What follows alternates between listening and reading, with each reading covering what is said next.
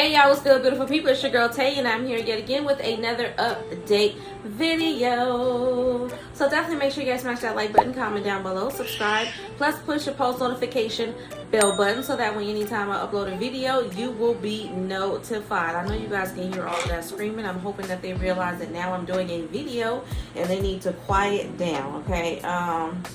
Happy Friday, y'all. It is Friday. It is currently 4:50 p.m. I do apologize for not doing a video yesterday, but I just kind of had to let myself rest.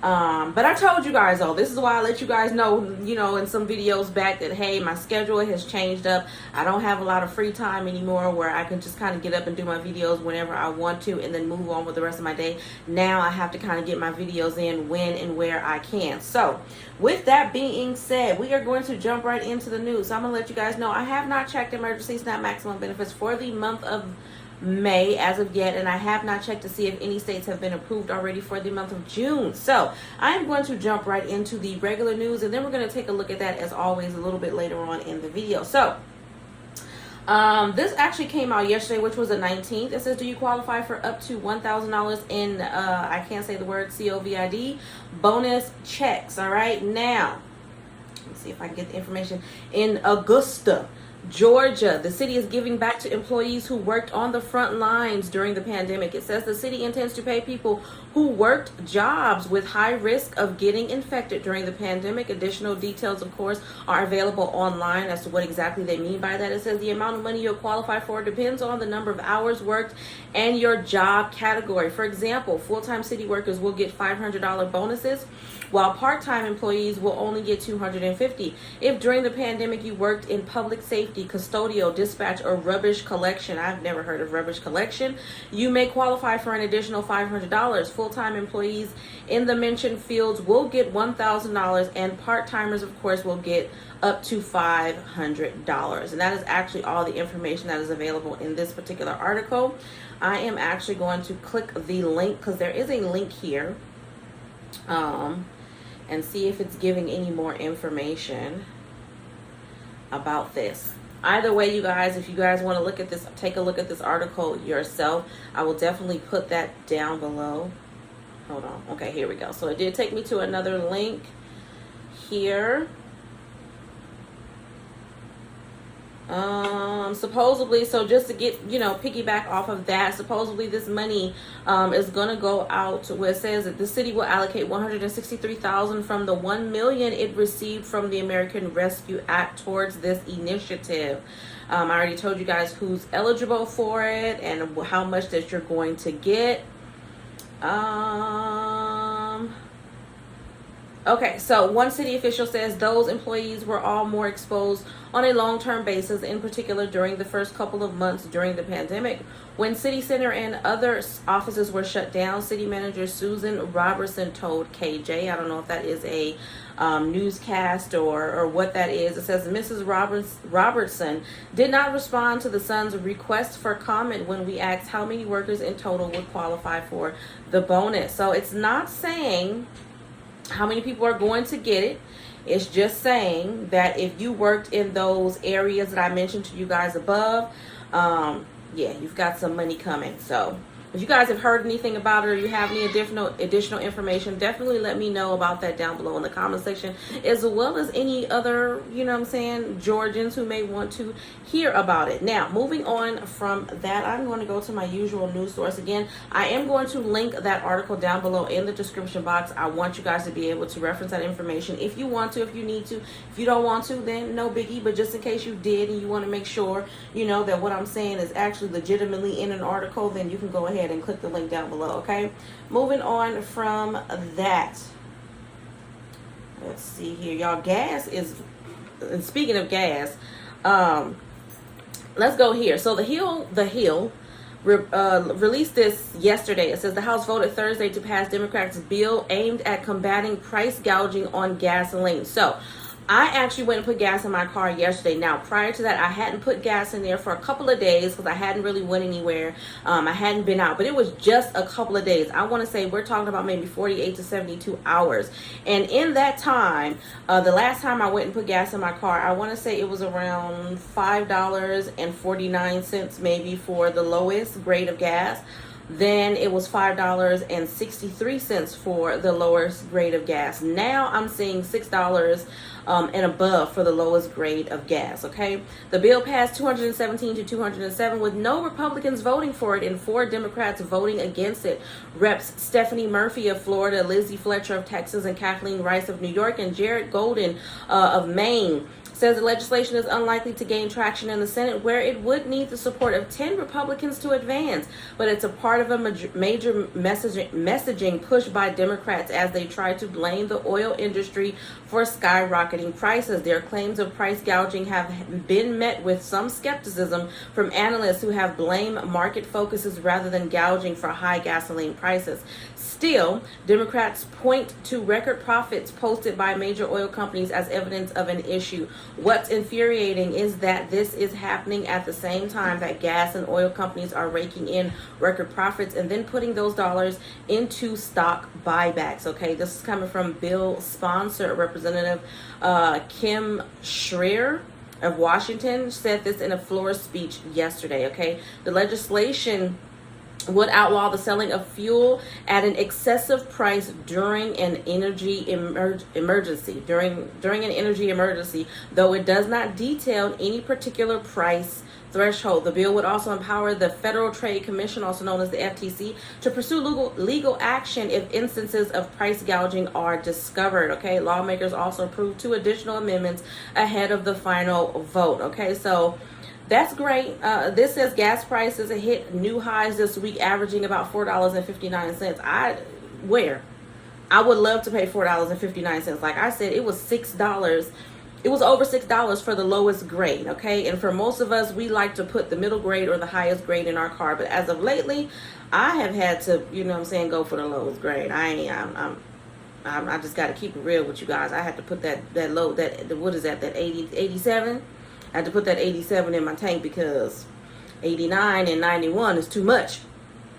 I don't understand it. I know that just recently or not too long ago, I actually had talked to you guys about the president saying that he was going to be releasing. I've mentioned this several times to you guys, but I just want you guys to be aware because I know I talked about it. And I know I mentioned to you guys that the president was saying that he was going to be releasing some oil from some type of reserve over a period of 6 months. And that was supposed to help alleviate these extremely high prices.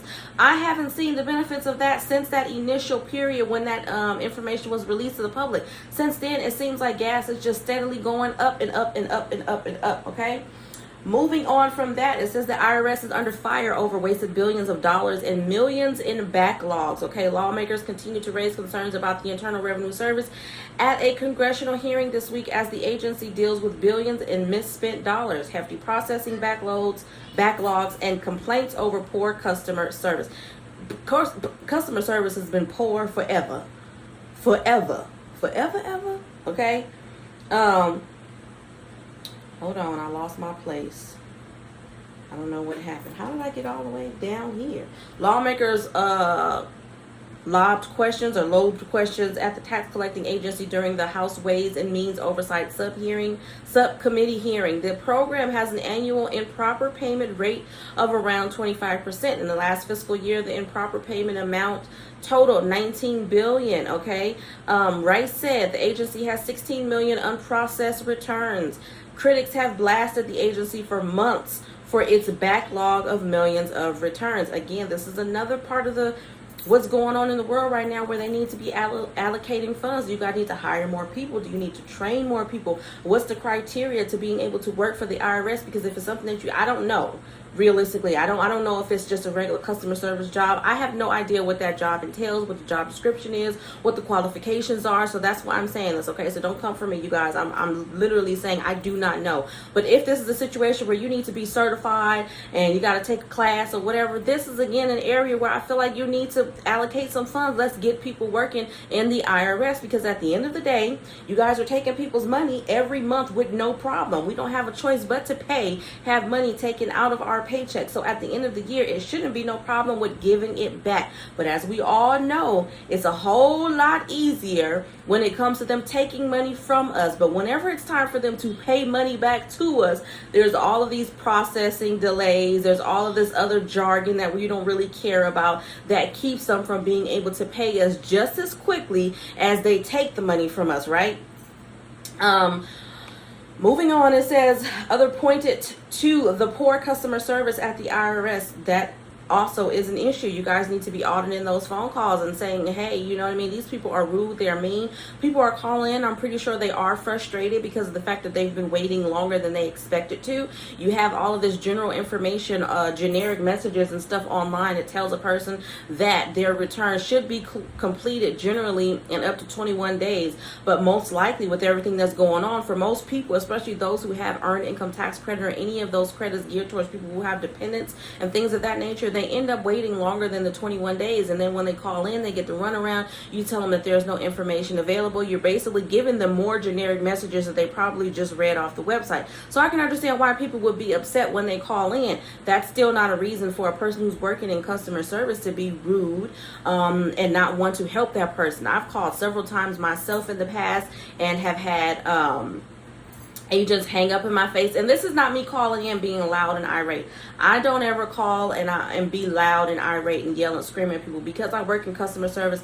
I understand, you know what I mean? I understand. I don't want nobody yelling at me when I'm just trying to do my job, so I don't yell at others. But at the same time, I am understanding why people are frustrated because, like I said, they don't get the answers to their questions.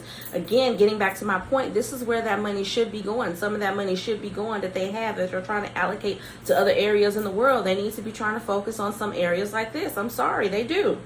Others pointed to the poor customer service at the IRS, an agency that has struggled to keep up with call volume from Americans asking for help. I believe that the most significant unfairness facing American taxpayers right now is the lack of customer service at the IRS. This is coming from Rice. At the same time, the IRS phone service levels are near an all-time low, making it nearly impossible to reach an IRS agent for help with tax or audit matters. Many taxpayers have been waiting for resolutions to their tax filings and to receive long overdue refunds. This is unfair and needs to be fixed. I agree, and I'm glad that somebody else is finally saying it. I'm pretty sure people have said it in the past, but y'all need to keep saying it and keep saying it and keep saying it, okay? Lawmakers from both parties have sent a series of letters to the IRS asking questions and looking for solutions. A bipartisan group of over 100 members of the Congress sent a letter to the IRS in March about some of these issues. We remain concerned that the IRS does not have a comprehensive plan to remedy the numerous problems affecting taxpayers. Again, I agree. Despite the fact that this filing season is already well underway, the lawmakers wrote to the IRS Commissioner Charles Reddick. For example, there is continued confusion about which notices may be unilaterally suspended by the IRS beyond the notices the IRS has already suspended, among other issues. Okay, so hopefully the premise of this basically is just they're aware. They're aware that there's issues. They're aware, like they said, there's 16 million returns in backlog right now. I do truly apologize if some of you guys are in that category that has been waiting for your refund. Unfortunately, there's not any additional information that can be given to you no matter how many YouTubers you watch. The reality is that they are backlogged. They probably don't have enough people working either in office or at home to basically offset the number of people who are calling on a regular basis. There's a labor shortage.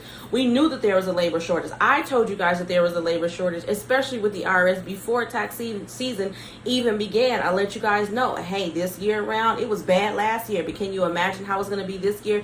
And the IRS honestly kept releasing little statements and stuff here and there, going back and forth, saying that there's a possibility there could be some issues, but then on the other hand, they were saying that everything was completely caught up. I believe at one point when I communicated with you guys about what was going on with the IRS, it was more so to let you guys know they had refunds that had been sent in through snail mail, paper refunds, and they had finally got those uploaded into the system, but they still hadn't been processed.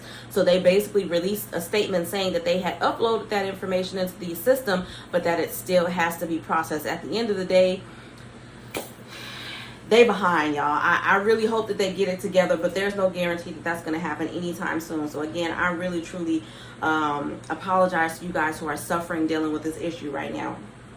Now, The last and final thing before we take a look at emergency SNAP maximum benefits, we have House passes a $28 million in emergency funding to address the baby formula shortage. Now, this was reported by CNN about 2 days ago. It says the House of Representatives passed a chair of bills on Wednesday aimed at addressing a nationwide baby formula shortage, an issue that has sparked outcry across the country and put pressure on lawmakers to act.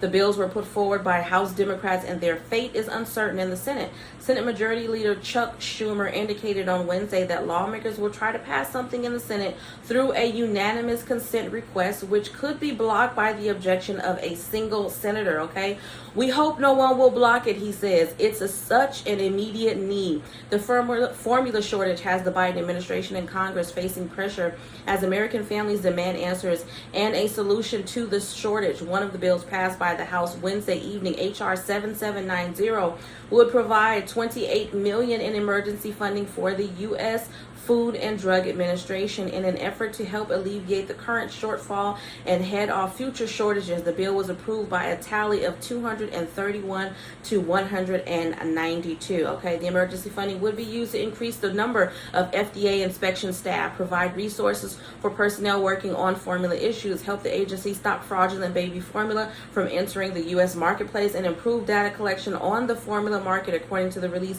from the House Appropriations Committee. Now, wait a minute. Wait a doggone minute.